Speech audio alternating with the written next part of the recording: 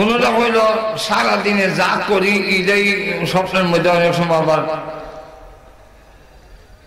আমরা এটাই করি। আর একটা হলো শয়তানি ওয়াসওয়াসা।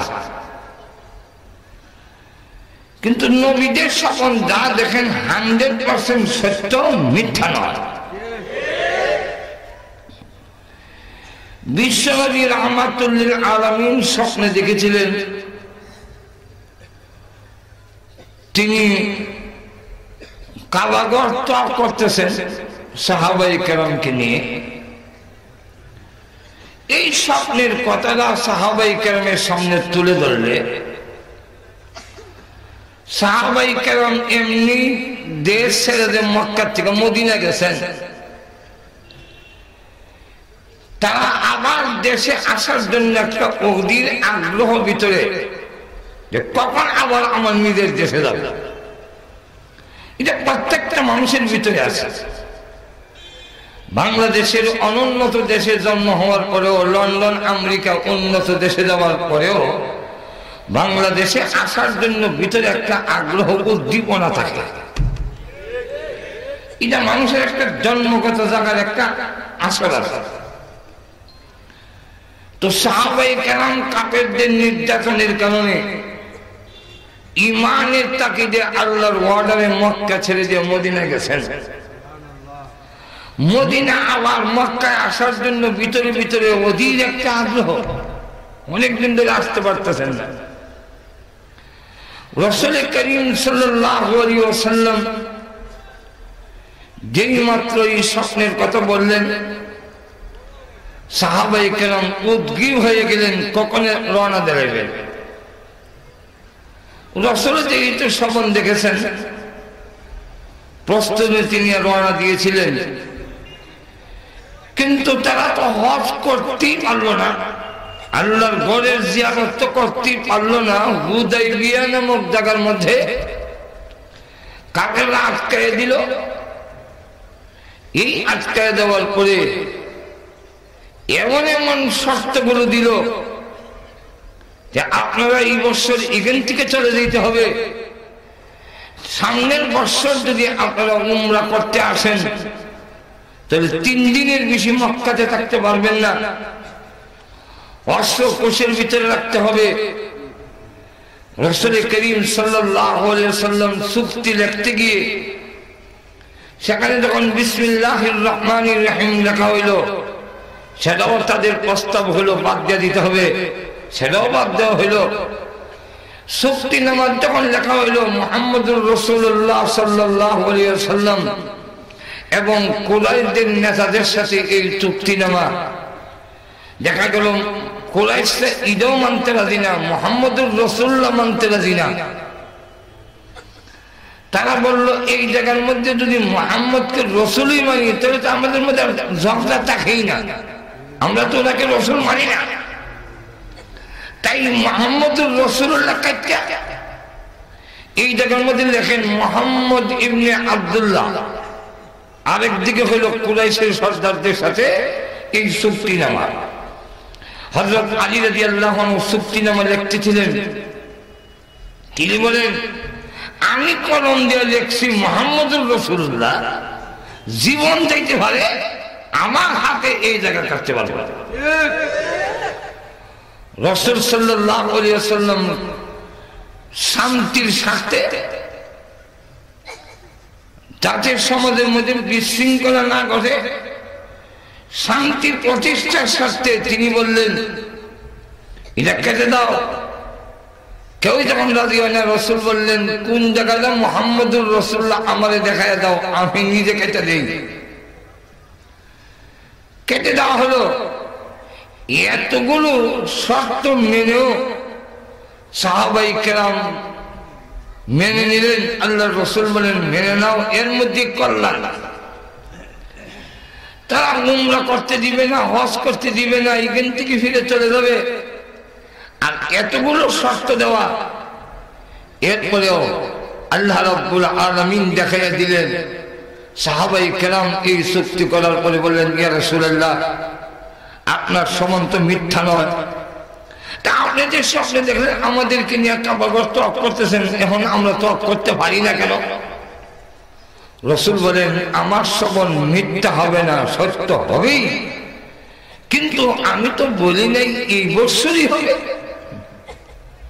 তোমাদের আগ্রহ এবং তাড়াহুড়োর কারণে আমিও চলে আসছি, কিন্তু আমি তো স্বপ্নের মধ্যে যা দেখেছি তা সত্য মিথ্যা হবে না, কিন্তু আমি তো স্বপ্নে দেখি নাই যে এই বছরই আমরা হজ করব, এই বছরই যে আমার স্বপ্ন বাস্তবায়ন হবে তা তো নয়। স্বপ্ন দেখে অনেক আগে, বাস্তবায়ন তো অনেক দেরিতে হয়। আর তো দূরে স্বপ্ন দেখে ইউসুফ আলাইহিস সালাম স্বপ্ন দেখলেন কবে, বাস্তবায়িত হইল কবে?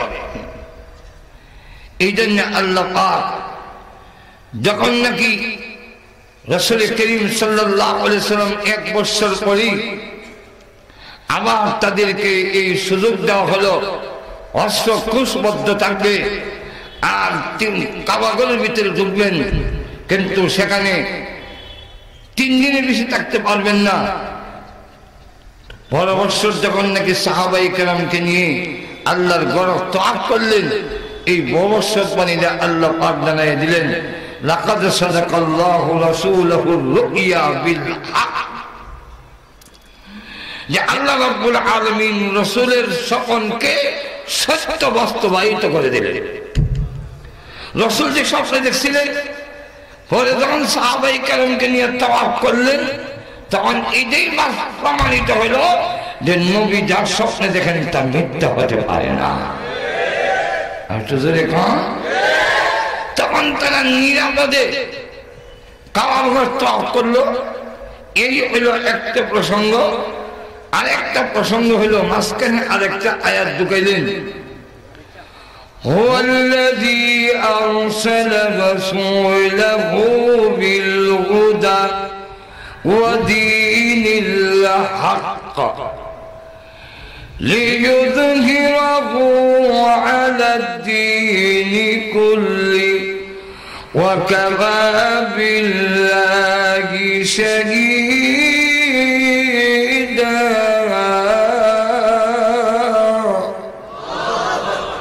আল্লাহ রাব্বুল আলামিন এই আয়াতের মধ্যে বলেন, হুয়াল্লাযী আরসালা রাসূলাহু বিল হুদা। রাসূল তো পৃথিবীতে নিজে নিজে আসেন নাই, রাসূলকে পাঠাইছেন। কে পাঠাইছেন? আরো জোরে চিল্লি দেখুন, কে পাঠাইছে? আল্লাহ রাব্বুল আলামিন বলেন, হুয়াল্লাযী আরসালা রাসূলা, সেই সত্তা যিনি তার রাসূলকে পাঠাইছেন। পাঠাইছেন কথার দ্বারাই বোঝা যায় উনি উনার নিজের কাজে আসে নাই, যিনি পাঠাইছেন তার কাজে এসেছেন। আর তো জোরে বলেন। আমরা যখন ছোট সময় বাজারে যাইতাম, যদি জিজ্ঞাসা করতে বাজারে কেন আইছো, বলে আমি নিজে নিজে এসেছি, কোনো কাজ নাই, এমনি ঘুরতে আসে। আর যদি বলা হয় আমারে পাঠাইছে বাজার, তাহলে যে কোনো লোক বুঝতে পারে পাঠাইছে তখন নিশ্চয়ই কোনো কাজে পাঠাইছে। তো আল্লাহ পাক বলতেছেন রাসূল যায় নাই, আমি রাসূলকে পাঠাইছি। তাহলে যিনি পাঠাইছেন, কেন পাঠাইছেন, এই কথা জবাবে বলে আর কি দিয়ে পাঠাইলে? আল্লাহ রাব্বুল আলামিন দুইটা জিনিসের কথা উল্লেখ করছেন। একটা হলো বিল হুদা, হুদা দিয়ে পাঠাইছে। হুদার অর্থ হলো কোরআন। আল্লাহ পাক তার রাসূলকে পৃথিবীতে পাঠিয়েছেন কোরআন শরীফ দিয়ে। আর একটা হলো ওয়া দীনিল হক, সত্য ধর্ম, সত্য জীবন ব্যবস্থা দিয়ে পাঠিয়েছেন। মানুষের জীবনে, ব্যক্তিগত জীবন, পারিবারিক জীবন, সামাজিক জীবন, মানুষের রাষ্ট্রীয় জীবন থেকে ধরে মানুষের ব্যক্তিগত জীবন থেকে নিয়ে একবারে মৃত্যু পর্যন্ত, রাষ্ট্রীয় জীবন পর্যন্ত, নখ কাটা থেকে নিয়ে চুল কাটা পর্যন্ত, মানুষের রান্নাঘর থেকে নিয়ে একবারে বঙ্গভবন পর্যন্ত জীবনের প্রত্যেকটা কাজ কিভাবে চলবে তার বিধিবিধান দিয়ে আল্লাহ তার রাসূলকে পৃথিবীতে পাঠিয়েছেন। তাহলে এই দুইটা জিনিস দিলেন, একটার নাম কোরআন, আর একটার নাম হলো সত্য দিন, সত্য ধর্ম দিয়ে করা গেছে। এই দিন অর্থ হল জীবন ব্যবস্থা, কোন নীতিতে কোন নিয়মাবলীতে জীবন পরিচালিত হবে সেই দিন দিয়ে করা গেছে। কেন পারাইলেন? আল্লাহ বলে লিয়ুযহিরাহু আলাদ-দীনি কুল্লিহি, লিয়ুযহিরাহু আই লিয়াগলিবাহু আলা সাইরিল আদিয়ান। মানুষের তৈরি যত মতবাদ, মানুষের তৈরি যত তন্ত্রমন্ত্র, এগুলার দ্বারা জীবনে কোনোদিন মানুষের সমাজে শান্তি আসবে না, আসতে পারে না। কেন আসতে পারে না? দুইটা কারণ। এর মধ্যে একটা কারণ হলো মানুষ যত তন্ত্রমন্ত্র নীতিমালা তৈরি করে, মানুষ অতীত ভুলে যায়, ভবিষ্যৎ জানে না। বর্তমানের উপরে ভিত্তি করে মানুষ যখন নীতিমালা তৈরি করে, বর্তমান তো বর্তমান থাকে না, ভবিষ্যৎ যখন হয়ে যায়, ভবিষ্যৎ যখন বর্তমান হয়ে যায়, বর্তমান যখন অতীত হয়ে যায়, তখন মানুষের তৈরি নীতিমালা আর কাজে লাগে না। যেমন লক্ষ্য করে দেখেন, ইংরেজের তৈরি একটা সালাদ, এটা সকালে দেখো এরকম লাগে গুড মর্নিং, তো যখন 12টা জায়গা তখন তার মর্নিং থাকে না, 12টা তখন টাকা চাইছে সকালের জায়গা, এখন আর মর্নিং করবো কেমনে? তখন কখন লাগে গুড আফটারনুন। এই আফটারনুন 12টার পরে আফটারনুন, এটা তো আর আফটারনুন থাকে না, 7টা যখন হয়ে যায় তখন তো এই টাইমটা পরিবর্তন হয়, কি হইতো তখন কখন লাগে গুড ইভিনিং। ইভিনিং যখন ইভিনিং থাকে না, রাইট এবারে তখন কি অর্থ? তখন কোন লাগে গুড নাইট। মাজুর এখন ঠিক না, এক সালাম মানুষের তৈরি একটি সালাম, রাত দিন 24 ঘন্টার ভিতরে 4বার মধ্যে। আর তো কেন? মানুষ অতীত ভুলে যায়, ভবিষ্যৎ জানে না, বর্তমানের উপরে যে সিদ্ধান্ত নেয় আগামীকাল এটা কাজে লাগে না। আর তো আরেকটা হইল মানুষ যত নীতিমালা আর তন্ত্রমন্ত্র তৈরি করে, এটা দলীয়করণ, আত্মীয়করণ, সদন প্রীতিতার ঊর্ধ্বে উঠতে পারে না। আমি যখন একটা দল করি, আর দলের লোকেরা যদি আমার সেন্টারমেন্টার দখল কইরা বলে নারীতে মানুষের মাথা মতো হারাইয়া হইয়া আমার এক জায়গায় নিয়ে বসাইল, এখন আমি তাদেরকে সুযোগ সুবিধা দিতেই হবে, দেখি তো তারা আমার জায়গাতে না বসাইছে। এখন দল ক্ষমতায় গেলে, দলের লোক ক্ষমতায় গেলে, দলের লোকদেরকে সুবিধা না দিয়া উপায় নাই। দ্বিতীয়ত আমি যখন ক্ষমতা দেবো, সুবিধা পাবো, আর আমার নাতি পতি, আমার ভাই ভাতিজা ভাইয়া এরা কিছু সুবিধা পাবে, এটাই স্বাভাবিক।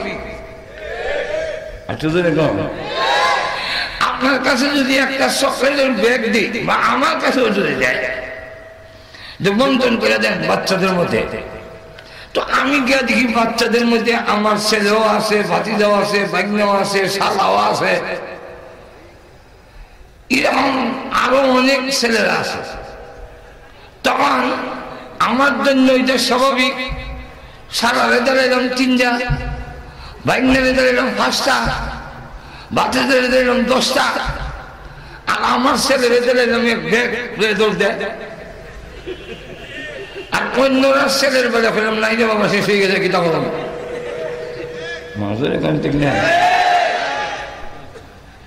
দলীয় কারণ, আত্মীয় কারণ, এটা হওয়া স্বাভাবিক। আর আল্লাহর দেওয়া ব্যবস্থা, তার কাছে অতীত নাই, তার কাছে ভবিষ্যৎ নাই, তার কাছে বর্তমান কাল, সারা জীবন হলো বর্তমান। আরো 10,000 বছর যদি পৃথিবী থাকে, 10,000 বছরের পরেও তার কাছে বর্তমান, তার কাছে কোনো কাল নাই। অতএব আল্লাহ পাকের পক্ষ থেকে যে ব্যবস্থা দেওয়া হবে, যারা শাশ্বত, যারা চিরন্তন, যারা কিয়ামত পর্যন্ত বদলানির কোনো প্রয়োজন পড়ে না। যেমন লক্ষ্য করে দেখেন, আমাদের দেশের সালামের তো কোনো স্টেশনই নেই, মানুষের তৈরি যতটা আছে। যেমন এর মধ্যে একটা আছে ফাও দুইটা কদম বসি করা আছে না, এটা সালাম কি করে হয়? একতরফা কোনো জিনিস হয় নাকি? ফিরে যদি মুরিদ যদি ফিরে হওয়া ধরে, মুরিদ ফিরে তো মুরিদদের কিছু কষ্ট আছে না, মাজুর এখান থেকে না। বরং আমাদের দেশে এটা যে সালাম না, সামাজিক ভাবে প্রকাশিত হয়।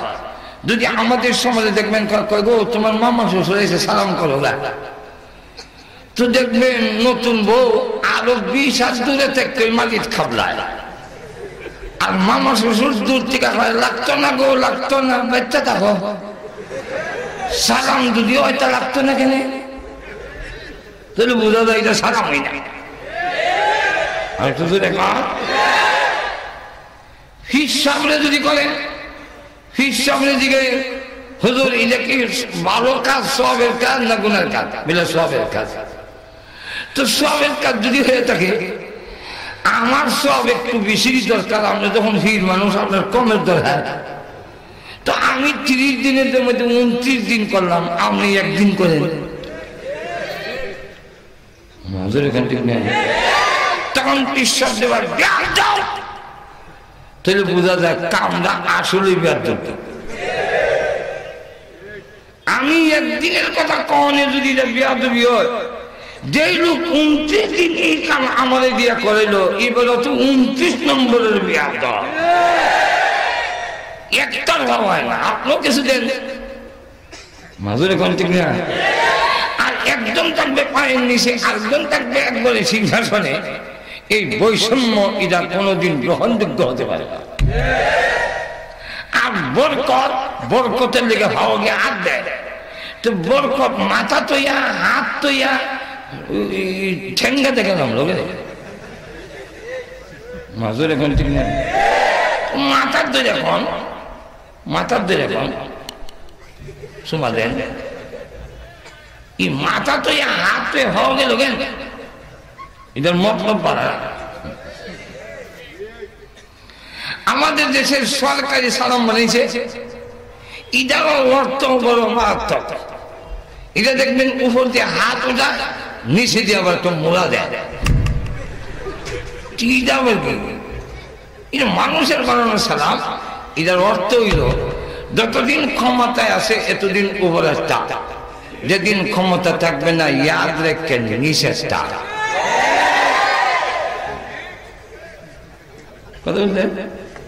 কিন্তু লক্ষ্য করে দেখেন, আল্লাহ তৈরি সালাম, আসসালামু আলাইকুম ওয়া রাহমাতুল্লাহি ওয়া বারাকাতুহু, এটা ওস্তাদ ছাত্রকে দিতে পারে, ছাত্র ওস্তাদকে দিতে পারে, স্বামী তার স্ত্রীকে দিতে পারে, স্ত্রী তার স্বামীকে দিতে পারে।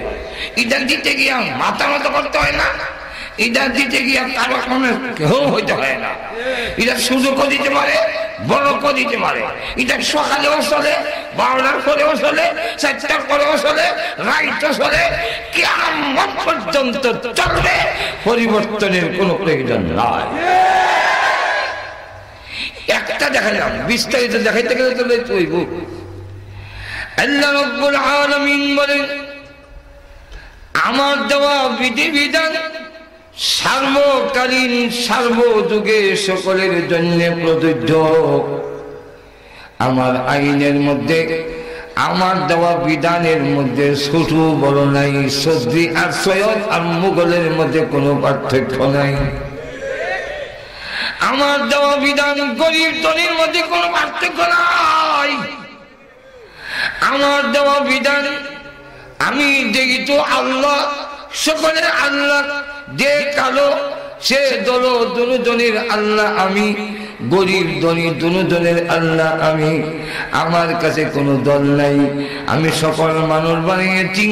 এই জন্য আমার আইনের মধ্যে কোনো দলীয়করণ স্বজন প্রীতিটা নাই।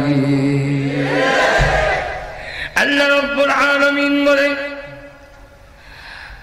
আমার ভয় নাই, সালাও নাই, আমি আল্লাহর ভাই নাই, বোন নাই, আমি আল্লাহ রাব্বুল আলামিনের কোনো আত্মীয়করণ করার কোনো সুবিধা নাই। সকল মাখলুক মিল্লা হলো আমার পরিবার, আমি হলাম পরিবারের কর্তা। অতএব আমার দেওয়া জীবন ব্যবস্থায় মানুষের কল্যাণ হতে পারে। এই জন্য আল্লাহ রাব্বুল আলামিন বলেন, আমার নবীকে, বিশ্ব নবীকে আমি পাঠিয়েছি দুইটা জিনিস দিয়ে। একটার নাম আল্লাহর কোরআন। কোরআন এমন চিরন্তন, কোরআন কিয়ামত পর্যন্ত যত মানুষ রিসার্চ করবে ততই কোরআন থেকে বের হবে।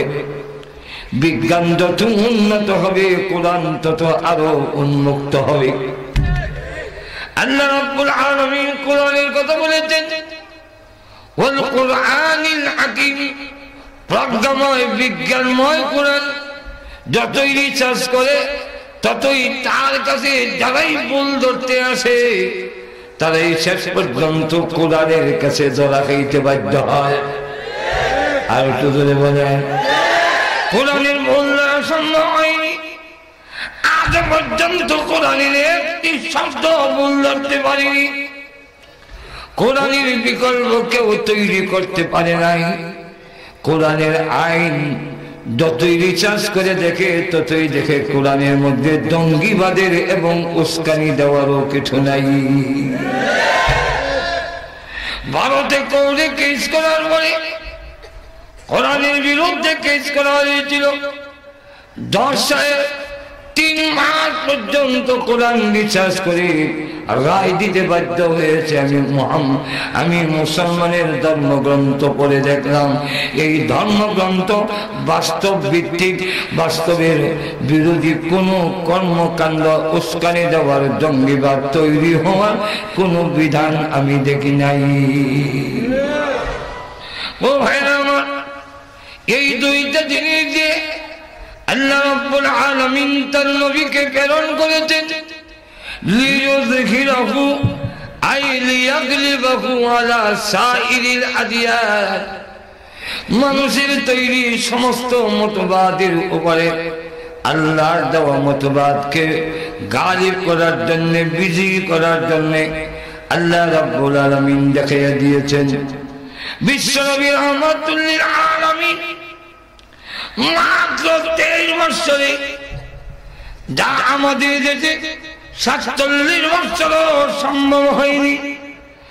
আপনি আমার দেশে 47 বছরের ভিতরে যা সম্ভব হয় নাই, বরং যত দিন যায় কত আরো দুর্নীতি বাড়ে। দুর্নীতি এমন পর্যায়ে গিয়েছে আমাদের সাবেক মন্ত্রী বলতে বাধ্য হয়েছে, আমিও ঘুষ খাই, তোমরাও খেয়েও, তবে সহনীয় পরিমাণে খাইও, যাতে মানুষ সহ্য করতে পারে। ভাই আমার, লক্ষ্য করে দেখেন, খুন খারাপের দিকে লক্ষ্য যদি করে, খুন আর গুমিয়ে তো বেড়ে গেছে। এখন যেন হাদিসের ওই কথাটাই মনে করে গেছে। হাদিসের মধ্যে আল্লাহ নবী বলেছেন, লা ইয়াদরিল কাতিলু ফীমা কাতালা ওয়ালাল মাকতুলু ফীমা কুতিলা। আল্লাহ নবী বলেন, এমন এক যুগ আসবে যাকে খুন করা হয়েছে সেও জানবে না কেন কতল করা হলো, আর যে মারছে তাকে যদি জিজ্ঞাসা করা হয় কেন মারছো, বলো যদি কি হ্যাঁ কয় এমনই। এমন একটি পর্যায়ে পৌঁছে গিয়েছে ভাইরা আমার, আজকের বর্তমান সমাজের দিকে লক্ষ্য করলে বোঝা যায় প্রতিটি মানুষ এই কথা বলবে। প্রত্যেকটা মানুষ, আপনারা মেহেরবানি করে গেটটা বন্ধ করে দিবেন। আওয়া যাওয়ার গেট বন্ধ করে দিন, যারা আইব আর যাওয়া যাবে নাই, আর যারা চাইবে গাঙ্গা। আপনারা আওয়াজ হওয়ার কারণে মাহফিলের মন মানসিকতা মাঝে মাঝে দিকে যায় মাছের এখান থেকে না সামনে বই আগে তো যেভাবে বইছে আর আগবার কোনো হক নাই।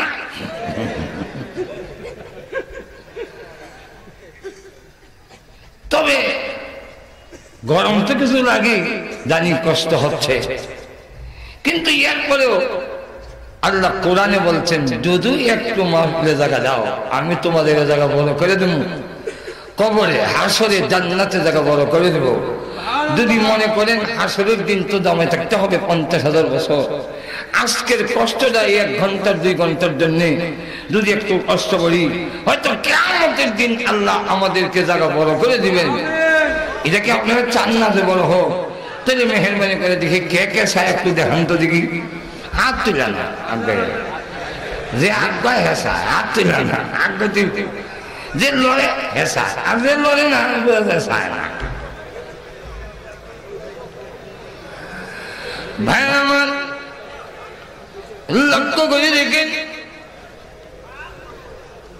আজ সকলেই এই কথা বলতে বাধ্য, যত দিন যাচ্ছে ততই খারাপ, যত পিছনে গেছে তুলনামূলক পিছনে ভালো। আজকে সকলেই কয় ধরো ইদার থেকে তো আগেরটা বলা, হের আগেরটা থেকে আগেরটা বলা, হের আগেরটা থেকে হের আগেরটা বলা। আজকে ওই সুরের কথা মনে করে দেয়। এক সুর মানুষের ঘরে ঢুকে ভাত খাই দিত, মহিলারা মন্দ সন্দেহ করত, আর পুরুষরা আক্ষেপ করে বলতো হে আসলে খুবই অভাবী, ভাত খাইলে সেখানে দাও। মহিলারা কয় চাউনি তো ভালো আছিস, ভাত খাই তো হেসরা। সে যখন মারা যায় তার একমাত্র ছেলেরা যে কেন্দ্র করে দেখ আমি জীবনে অনেক বদনাম কামাই করছি, তুই কিন্তু আমার সুনামটা ধরে রাখবি।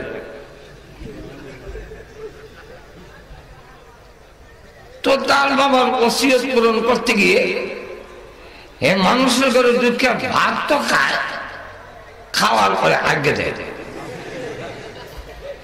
এখন মানুষের তার বাবা সুনাম বেরিয়েছে, এখন মানুষের দূর এই সুর থেকে তো আগের তাই বেলা, এই সুর থেকে আগেরটা বলা, এই জায়গায় ভাত খাইতো আসতো না মাঝের এখান থেকে এটা তো এখন ভাতও খায় আগেও দেয় মাঝের এখান থেকে না। ঠিক তেমনি হবে আজ আমাদের সমাজ যেইভাবে দাবিত হচ্ছে, এইভাবে চলতে থাকলে যত যাবে ততই খারাপ হবে। আর মানুষ বলতে থাকবে আগেরটা ভালো আগেরটা ভালো, কিন্তু আল্লাহ নবী মাত্র 23 বছরে ইসলাম আর কোরআন দিয়ে এমন একটি জাতি, এমন একটি জীবন ব্যবস্থা উপহার দিয়েছিল যা কিয়ামতের আগেও এর চাইতে শ্রেষ্ঠ কোন সমাজ কেউ দিতে পারবে না। এর থেকে শ্রেষ্ঠ নাগরিক কিয়ামতের আগে কেউ দিতে পারবে না। আর বিশ্বের নেতৃবৃন্দ বলতে বাধ্য যে আর যদি পৃথিবীতে শান্তি প্রতিষ্ঠা করতে হয় তো উমরের মতো একজন রাজনীতিবিদ নেতার দরকার, আর না হয় সম্ভব না। ভাইরা আমার লক্ষ্য করে দেখি আল্লাহ রাব্বুল আলামিন মাসকান দিয়ে বলে, ও নবীজি আপনাকে যতই বাধা দেখ না কেন কাবাঘর জিয়ারত করতে দিবে না, আপনাকে যেতে দিবে না। নবী গো আপনি জান নাই আমি আল্লাহ আপনাকে পাঠিয়েছি আমার পক্ষ থেকে দায়িত্ব দিয়ে, সুতরাং দুনিয়ার মানুষ কোনদিন আপনাকে আটকে রাখতে পারবে না। এই দুই জিনিসের মাধ্যমে বিশ্বনবী রাহমাতুল লিল আলামিন এমন একটি সমাজ ব্যবস্থা, রাষ্ট্র ব্যবস্থা কায়েম করলেন যেখানে চুরি ছিল না, যেখানে জিনা ছিল না, ইফতিদিন ছিল না, দর্শন ছিল না, ইয়াসিদ মারা ছিল না, নিরাপদে মানুষের ঘরে বসবাস করতে পারত। হযরত আবু বকর সিদ্দিক রাদিয়াল্লাহু আনহু আরেকটু বিস্তার লাভ করলো। হযরত ওমর রাদিয়াল্লাহু আনহু ওনার শাসনামলে রোম এবং পারস্য পর্যন্ত ইসলাম আরো বিস্তার লাভ করেছে। হযরত উসমান গনি রাদিয়াল্লাহু আনহু আমলে আরো বেড়ে গেল। উমাইয়া আব্বাসিয়া খলিফাদের মাধ্যমে তাম পৃথিবীতে ইসলামের আওয়াজ পৌঁছে গিয়েছিল। যেই কথাটা মহান আল্লাহ রাব্বুল আলামিন বলেছিলেন, ওগো নবীজি আপনাকে আটকায় রাখতে পারবে না, আমি আল্লাহ রাব্বুল আলামিন আপনাকে পাঠিয়েছি কোরআন এবং সত্য ধর্ম দিয়ে। একদিন না একদিন এই জমিনে ইসলামের পতাকা উড্ডীন হবে হবে। আজও আপনাদেরকে একটা আশার বাণী শুনাইতে চাই। আজ দেখা যায় সারা বিশ্বে মুসলমান মার খাচ্ছে, ইসলাম নির্যাতিত। এটা যদিও হকের আলামত, হক আর বাতিলের একটা পার্থক্য হলো হকপন্থীরা হামলা করবে না, বাতিল পন্থীরা সবসময় হামলা করে। বাতিলের পরিচয় হলো খালি মারবো ভিড়াইবো, হ্যাঁ খালি মাই জানে। আর হকপন্থীরা জানে আল্লাহর দ্বীনের জন্য রক্ত দিতে, জীবন দিতে জানে। আর তুই দেখুন যেমন লক্ষ্য করে দেখেন আজও কাশ্মীরে মুসলমান মার খাচ্ছে। আসতে করেন মহিলারা যেমন না শোনে, আরো জোরে বলেন মারতাছে কে? হিন্দুরা। কে মারে? হিন্দু জাতি মারতাছে মুসলমানকে। লক্ষ্য করে দেখেন বার্মার মুসলমান মার খাচ্ছে, মারতাছে কে? বৌদ্ধরা। মাজুরে কোন ঠিক না? তাকান আফগানিস্তান ইরাকের দিকে মুসলমান মার খাচ্ছে, মারতাছে কে? না না খ্রিস্টানরা, খ্রিস্টান। লক্ষ্য করেন ফিলিস্তিনের দিকে তো দেখবেন সেখানে মার খাচ্ছে মুসলমান, মারতেছে ইহুদিরা। তাহলে বিশ্বের ইহুদি ধর্ম, খ্রিস্টান ধর্ম, বৌদ্ধিস্ট ধর্ম, হিন্দু ধর্ম সকল মিলে মুসলমানকে মার খাচ্ছে। এরপরে জঙ্গিবাদ হয়। আর মুসলমান মার খেয়েও রক্ত দিয়েও সবকিছু উৎসর্গ করেও কালিমার পতাকা উদ্দিন করে রেখেছে এবং রাখবে।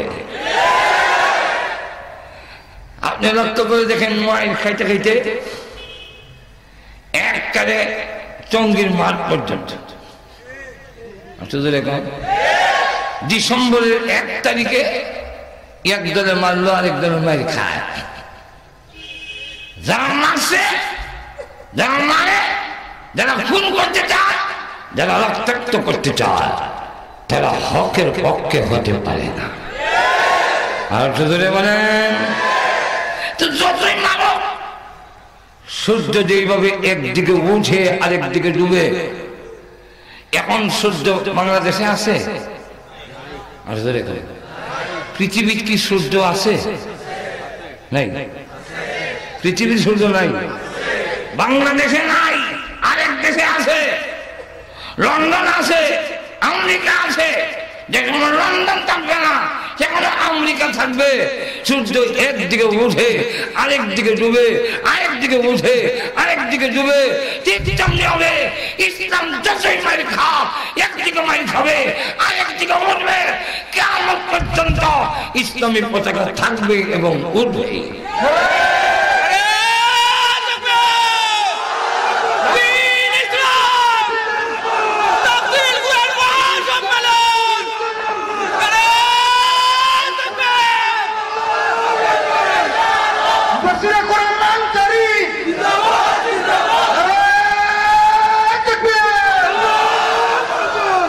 যদিও দেখতেছেন আর বিশ্বের মধ্যে মুসলমান মার খাচ্ছে, ইসলাম বড় দুর্বল, মুসলমান বড় অসহায়। কিন্তু জেনে রাখেন আল্লাহর এই ঘোষণা আবার বাস্তবায়িত হবে। একটু দেখুন বুখারী শরীফে উল্লেখ করা হয়েছে, এমন এক সময় আসবে একটা গড় কাঁচা হোক আর পাকা হোক, একটা গড় বাকি থাকবে না যেখানে ইসলামের আওয়াজ যাবে না,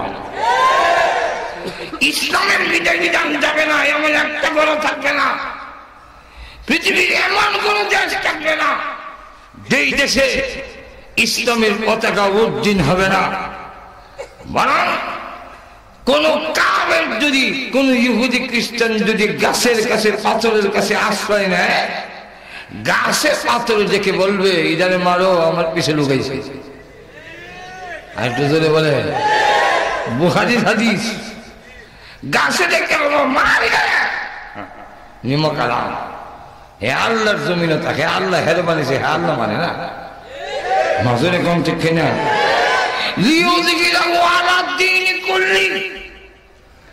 আমার এমন একদিন আসবে যেই দিন সারা বিশ্বে মুসলমান সারা একটা কাফেরও থাকবে না। আল্লাহ রাব্বুল আলামিন বলেন সাক্ষী হিসাবে আপনার জন্য আল্লাহই যথেষ্ট। এই হলো 2 আয়াত সংক্ষেপে বুঝাইলাম।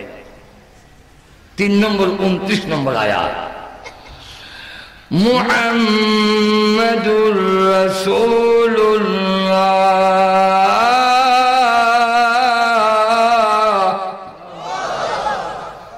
29 নম্বর আয়াতের প্রথম হইল মুহাম্মাদুর রাসূলুল্লাহ।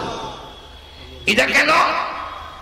মক্কার কাফেররা মানল না মুহাম্মাদুর রাসূলুল্লাহ মানি না, লিখতে হবে মুহাম্মদ ইবনে আব্দুল্লাহ। মুহাম্মাদুর রাসূলুল্লাহ লিখলে এই শক্তি আমরা মানি না, এই সন্ধি মানি না। সাহাবায়ে কেরামের মনে দারুণ কষ্ট যদি পেয়েছিল, রাসূল সাল্লাল্লাহু আলাইহি ওয়াসাল্লাম শান্তি রক্ষার ক্ষেত্রে মেনে নিলেন। লেখো মুহাম্মদ ইবনে আব্দুল্লাহ লেখো, কিন্তু জেনে রাখেন ওরা না মানলে কি? আল্লাহ বলেন আমি নবী রাসূল পাঠাই, আমি আল্লাহ বলতেছি, আপনি আল্লাহর রাসূল না। আসতে কইনি অন্য ইমান কাফের মুশরিকেরা যদি আপনাকে মুহাম্মদুর রাসূলুল্লাহ না মানে, এতে কিছু আসে যায় না নাকি? তো জোরে কম, এতে কিছু আসে না। মক্কার ইমান কাফেররা আজকের বিশ্বের ওই যে আমেরিকার ট্রাম্প, ভারতের নরেন্দ্র মোদী, বার্মার ওয়াং সাং সুচি, লন্ডনের ব্রাউন আর ক্যামেরন যাই আছে, এই সবে যদি আমাদের নবীকে নবী না মানে এতে কিছু আসা যায় না। আল্লাহ বলেন আমি বলতেছি, আপনি আল্লাহর রাসূল। আর তো জোরে কম, যিনি রাসূল পাঠাইছেন উনি যদি আমি রাসূল মানে, অন্যরা কইলি কেন না কইলি কি? আর তো জোরে কম, রাসূল পাঠাইছেন কে? আর জোরে বলেন। আর কিছু লোক যদি তাকে নবী মানে আর আল্লাহ যদি স্বীকার না করে, এটা তো শয়তান দেখানো খারাপ। গোলাম মোহাম্মদ কাদিয়ানীকে আল্লাহর পক্ষ থেকে স্বীকৃতি নাই, এর লেগে তাদের টয়লেটও হারাইয়া শেষ করছে। ঠিক না? গোলাম মোহাম্মদ কাদিয়ানী আল্লাহ তাকে গ্রহণ করে ইংরেজি তাকে বানাইছে, তাই ইংরেজি বানাইছে মুসলমানের মধ্যে ডিভাইড করার জন্য। কিন্তু আমাদের নবী শেষ নবী, কিয়ামত পর্যন্ত আর কোন নবী নাই, নবীর দরকার নাই। আর তো দেখুন নবুয়তের আসনে বইব, এই আসনটা খাজিও নাই। এমন মনে করি কেন আমরা রাজি সাহেব আছে নাই, আরেকজন আইলো বইটার, কিন্তু বইটার তো একটা রুমাল পেয়ে গেছে। এখন ঠিক না? লক্ষ্য করেন উদাহরণটা দেই, কিয়ামত পর্যন্ত আর কেউ নবী পৃথিবীতে বসতে পারবে না নবুয়তের আসনে। এর কারণ হলো আমাদের নবীর আসন বসার মতো খালি নাই। আর তো ধরে কম, মরিবাজার থেকে বাদ ছাড়ে শমশরগঞ্জ যায়, শমশরনগর যায়, শেরপুর যায়, শ্রীমঙ্গল যায়, যায় না? তো বাসও ইচ্ছে বইছে, 10টায় ছাড়বো, কিন্তু 10টায় গাড়িতে ড্রাইভার উঠা স্টার্ট দিয়া খালি গাড়ির আগ্রয় আর করলাম, 2 কদম আগে আবার 2 কদম ফেসে আসে সারা।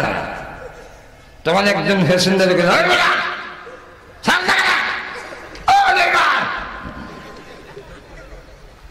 ছাড়ো না কেন, টাইম হয়েছে না? ড্রাইভারে কয় টাইম হয়েছে, প্যাসেঞ্জার হয়েছে না। কি হয়েছে না? প্যাসেঞ্জার হয়েছে, প্যাসেঞ্জার না হইলে হতাম না, 15 মিনিট দেরি গো। আপনি ভাবলেন 15 মিনিট দেরি হবে, তাহলে সিধে বইয়া না থেকে নিচে গিয়ে একটা সার কাহান খাই, তো সার পান খাইবার লেগে সিট ছেড়ে গেলে আরেকজন আয়া বোয়ার সম্ভাবনা আসেনি। আর তো তখন ব্যাগ 2টা ব্যাগ আসিল ছেড়ে গেছে, সিটটা ঘুমাই গেছে নাকি কি তৈরি গেছে, 2টা ব্যাগ। এখন বলেন তো দেখি সিটটার মধ্যে মানুষ আছে? এইভাবে দলাদলি এইভাবে হয় একসাথে। এখন সিটটার মধ্যে মানুষ আছে? মানুষ নাই, কিন্তু বইবার মতো খালি আসেনি কেন? ব্যাগ আছে। এখান ঠিক না আজ হিসাবে কেন হয়ে গেছে, রুমাল তো হয়ে গেছে।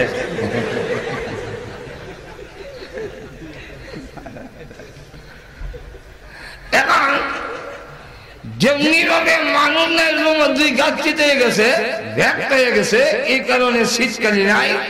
ঠিক তেমনি ভাবে আমাদের নবীও পৃথিবীতে নাই, কিন্তু ঘোষণা দিয়ে গেছেন আমি চলে যাই, আমার জায়গার মধ্যে 2 ব্যাগ রেখে যাই।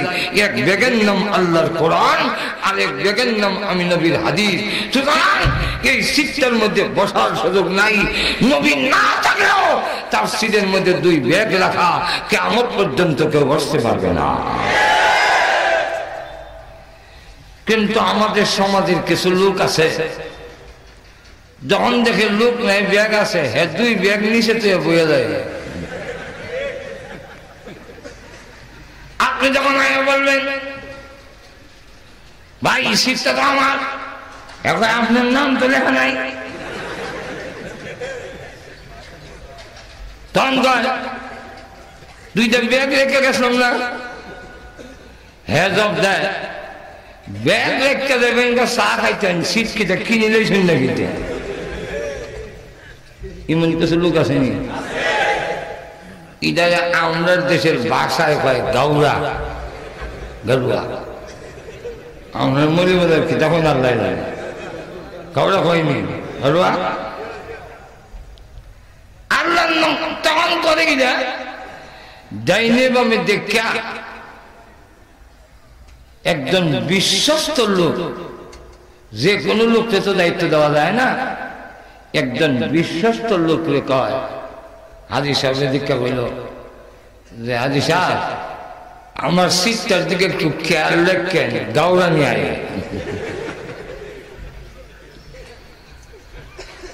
এখন বেগর ধরলে হাজি সাহেব একটার সাথে দেখাস না কেন লোক আছে হুজুর এখন ঠিক না, ঠিক কেমন হবে? আল্লাহ নবী বলেন আমি চলে যাই, আমার জায়গার মধ্যে 2 ব্যাগ রেখে যাই, এই ব্যাগ নামাইয়া বসার মতো কিছু ঘাউড়ার জন্ম হবে, এর মধ্যে দেওয়ানবাগির নামের ঘাউড়া, ওই গোলাম আহমদ কাদিয়ানির নামের ঘাউড়া,